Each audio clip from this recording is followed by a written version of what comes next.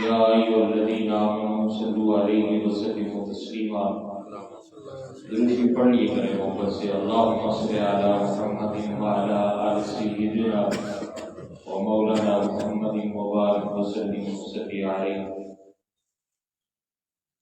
اذان کا باب چل رہا ہے۔ کل میں نے آپ کے سامنے اذان کے بارے میں دو اہم مسائل بیان کیے تھے۔ ایک تو اذان اور اقامت کے درمیان وقفہ کتنا ہونا چاہیے، اور دوسری بات یہ ہے کہ جب مؤذن مکبر اقامت کرنے والا جب اقامت کرے تو مقتدی کو کب صف میں کھڑا ہونا چاہیے اور صف بنانی چاہیے، اس کا ذکر کل ہوا تھا۔ آج 3 حدیثیں اور اسی کی ضمن میں اذان کے حوالے سے 3 مختصر سے وسائل۔ حضرت سیدنا ابو جحیفہ رضی اللہ تعالیٰ عنہ بیان فرماتے ہیں کہ میں نے حضرت بلال کو دیکھا کہ اذان آپ دیتے اور گھومتے یوں کہ اپنے چہرے کو دائیں اور بائیں پھیرتے، اس حال میں ان کی انگلیاں کانوں میں تھیں۔ رسول اللہ صلی اللہ علیہ وسلم کے سرخ خیمے میں تشریف فرما تھے، یعنی کسی سفر کا ذکر کر رہے ہیں، اور پھر امام الانبیاء صلی اللہ علیہ وآلہ وسلم سے پہلے حضرت بلال نے ایک نیزہ لیا اور ایک جٹیل میدان میں آئے اور ایک نیزہ گاڑ دیا میدان میں۔ پھر رسول اللہ صلی اللہ علیہ وسلم اپنے گویا اس خیمے سے باہر نکلے اور پھر آپ نے اس نیزے کی طرف منہ کر کے نماز ادا فرمائی، حالانکہ آپ کے سامنے سے بہت سے جانور بھی گزر رہے تھے۔ یہ 2 مسائل، ایک تو یہ ہے کہ جب مؤذن اذان دے تو وہ اپنی انگلیاں کانوں میں رکھے، اس کے حوالے سے 3 قول ہیں۔ ایک تو یہ کہ یہ شہادت والی انگلی کان میں رکھی، یہ قول ملتا ہے۔ ایک یہ دونوں ہاتھوں کو انگلیاں اس طرح بھی رکھ سکتا ہے، اور تیسرا قول یہ ہے کہ ایک ہاتھ بھی کان پہ وہ رکھ سکتا ہے۔ تینوں قول ملتے ہیں۔ بہرحال مقصد اس کا یہ ہے کہ آواز کا بلند پہنچانا مقصد تھا اس وقت، کیونکہ جب بندے کے کان بند ہوتے ہیں تو وہ فطرتی طور پہ بلند آواز سے بولتا ہے۔ ایک ایسے ہی ہے جو بندہ سماعت سے بہرا ہو تو وہ اس کی فطرت ہوتی ہے ویسے ہی اونچا بولتا ہے۔ اس کے اندر مقصد یہ تھا کہ کانوں میں ہاتھ رکھے تاکہ اس کو کہیں ادھر ادھر کی بات سنائی نہ دے، اور اپنی آواز کو بلند کر کے لوگوں تک وہ صدارت کی پہنچا دے۔ ٹھیک ہے یہ وہ دور تھا، اس دور میں کوئی سپیکر نہیں تھے، لوگ بلند آواز میناروں میں یا بلند جگہ پہ کھڑے ہو گئے اذان دیتے تھے۔ اگرچہ آج یہ آلے آ گئے ہیں، سپیکر آ گئے ہیں، آواز پہنچ جاتی ہے، لیکن پھر بھی مستحب یہ ہے کہ اس سنت کو زندہ رکھا جائے۔ ٹھیک ہے نا جی؟ اگر اس کے بغیر بھی اذان دے دیتا ہے تو اذان ہو جائے گی، لیکن مستحب یہ ہے کہ وہ کانوں میں انگلیاں رکھے یا ایک ہاتھ رکھ کے وہ جو ہے اذان دے۔ دوسری بات بھی یہی ہے کہ جب حضرت بلال اذان دیتے تو آگے روایات کے اندر آتا ہے کہ حی علی الصلاۃ پہ جب آتے تو اپنا چہرہ دائیں طرف آپ موڑ لیا کرتے، اور حی علی الفلاح پہ آتے تو بائیں طرف موڑ لیتے تھے۔ یہاں بھی مقصد یہی ہے، ویسے تو آواز کیونکہ مؤذن کا چہرہ جو ہے وہ قبلہ کی طرف ہوتا ہے، تو جو آگے لوگ ہوتے ہیں قبلہ کی جانب وہ تو آواز سن لیتے ہیں، اور سائڈ والے بعد ان تک آواز نہیں پہنچ سکتی، اس لیے دائیں بائیں حی علی الصلاۃ کا مقصد یہ ہے کہ آؤ نماز کے لیے، آؤ فلاح کی طرف، تو چہرہ پھیرا جاتا تاکہ لوگوں کو خبر ہو جائے کہ نماز کے لیے بلاوا ہو رہا ہے۔ ٹھیک ہے نا جی؟ وہ بھی ایسا ہی آواز بڑھانے مقصود تھا، اگرچہ وہ آج نہیں ہے، آلے کی وجہ سے ہر طرف سے آواز پہنچ جاتی ہے اسپیکر کی وجہ سے، لیکن پھر بھی اس سنت کو زندہ رکھنا چاہیے اور ایسا کرنا چاہیے۔ بعض علماء نے فرمایا اقامت میں بھی ایسا ہی کرے۔ کیا کرے؟ اقامت میں بھی جب وہ حی علی الصلاۃ اور حی علی الفلاح پہ پہنچے تو اپنے چہرے کو دائیں بائیں پھیرے۔ ٹھیک ہے نا جی؟ لیکن بعض علماء نے فرمایا کہ اقامت میں اس کی ضرورت نہیں۔ ٹھیک ہے نا جی؟ میدان میں تو ضرورت تھی لوگوں کو بلانا، اس لیے ایک بات تو یہ معلوم ہو۔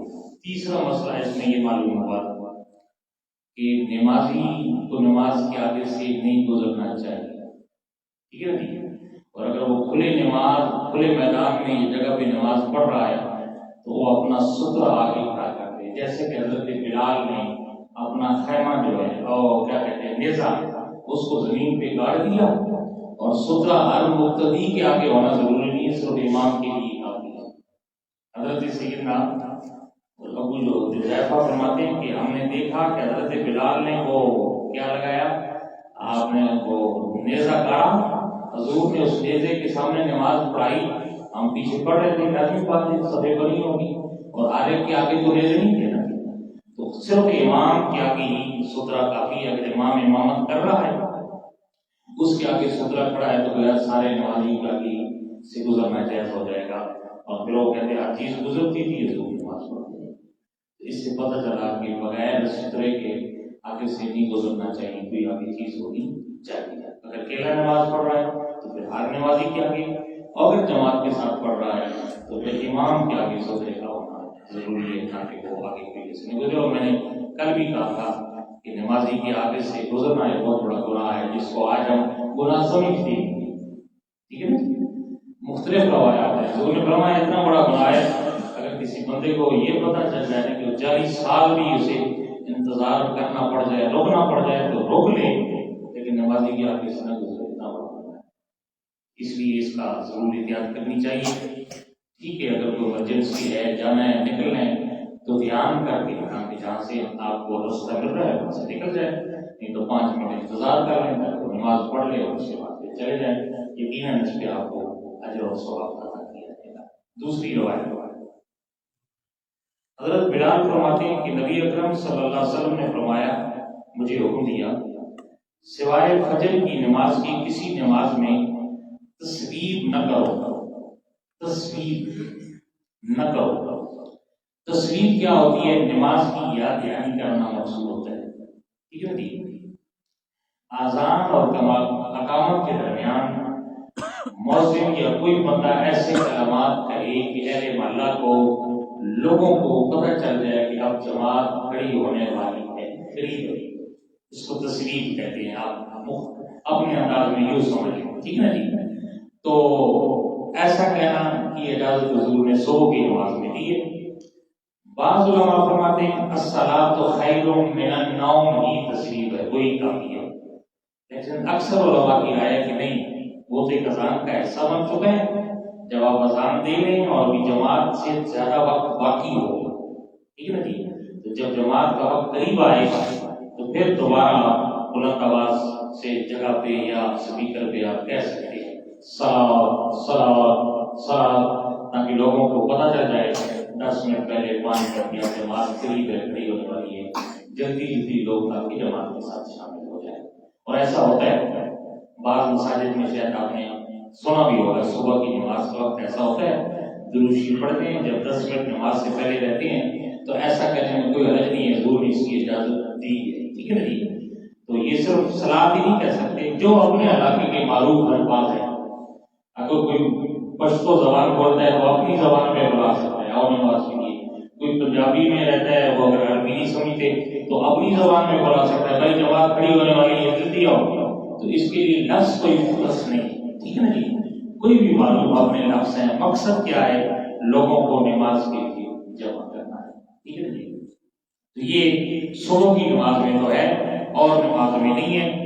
بعض علماء نے کہا کہ مغرب کے علاوہ اور نمازوں میں بھی آپ تصویر کر سکتے ہیں، لیکن اصح طور یہی ہے کہ صبح کی نماز میں آپ تصویر کریں گے اور نمازوں میں نہیں کریں گے۔ آخری حدیث آج کی حضرت سیدنا زید بن حارث صدائی رضی اللہ تعالیٰ عنہ بیان فرماتے ہیں کہ نبی علیہ الصلوۃ والسلام نے نماز فجر کی اذان دینے کا مجھے حکم دیا۔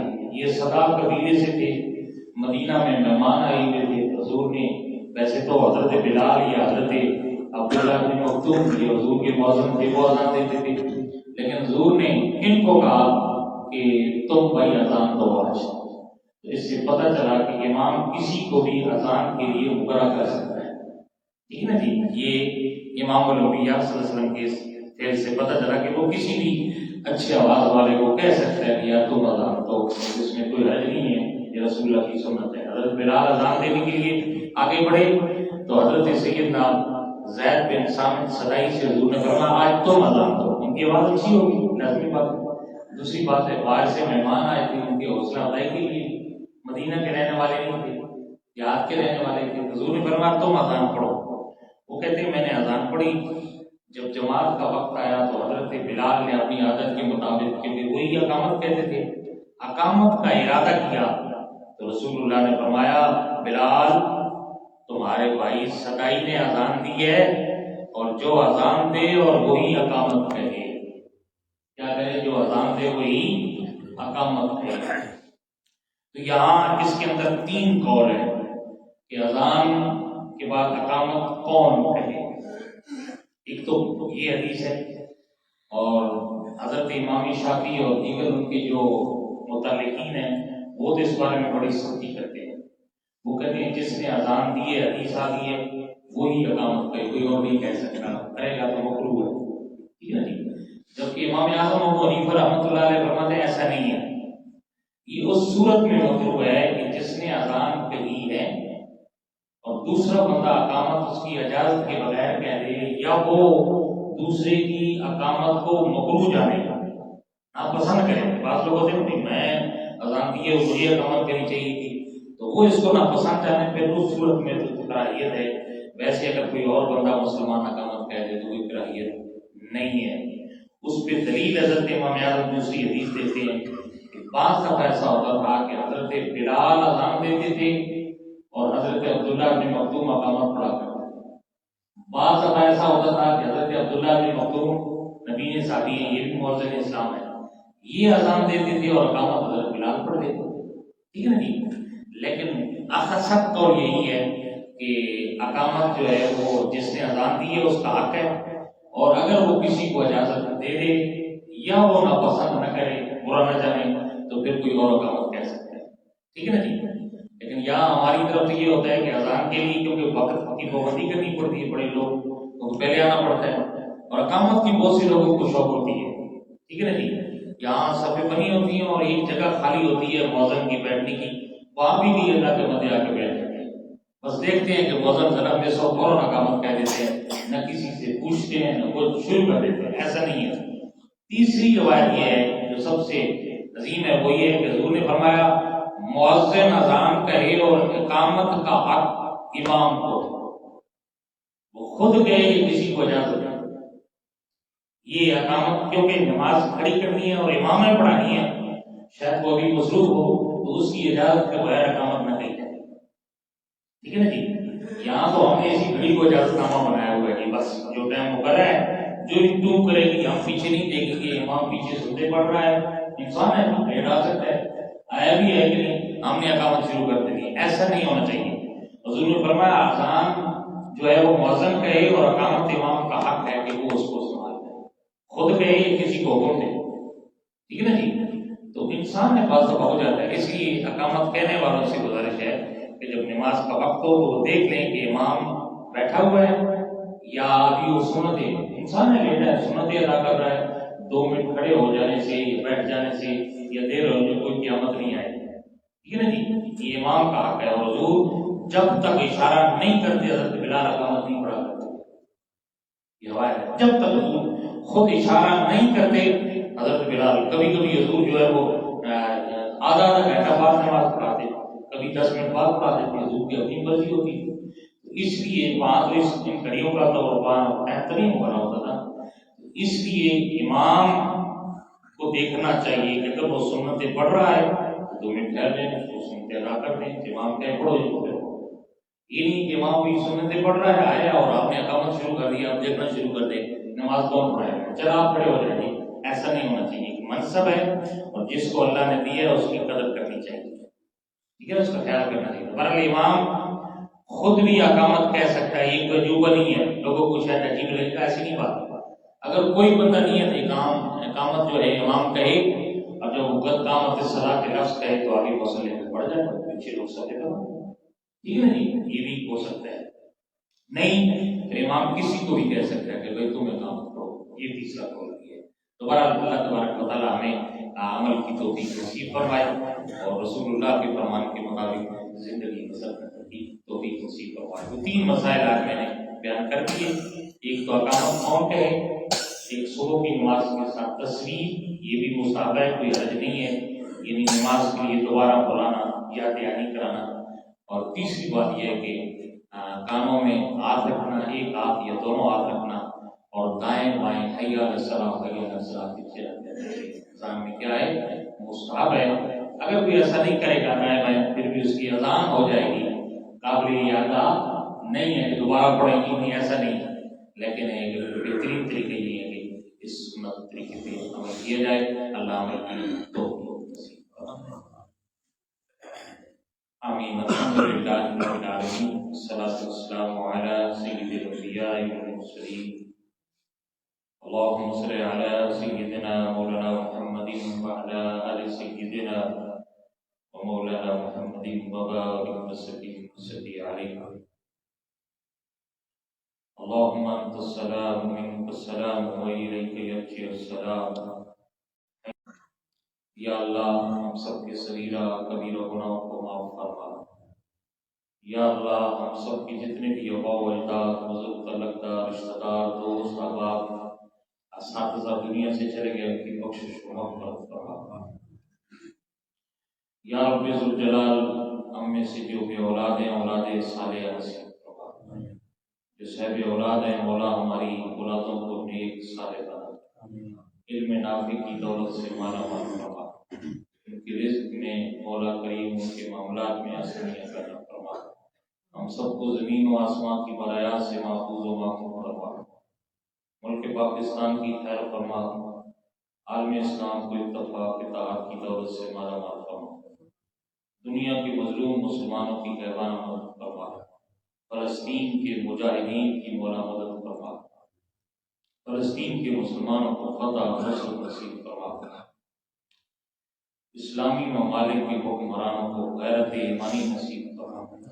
ربنا تقبل منا انک انت السمیع العلیم وتب علینا یا مولانا انک انت التواب الرحیم۔ صلی اللہ تعالی علی محمد و علیہ وسلم۔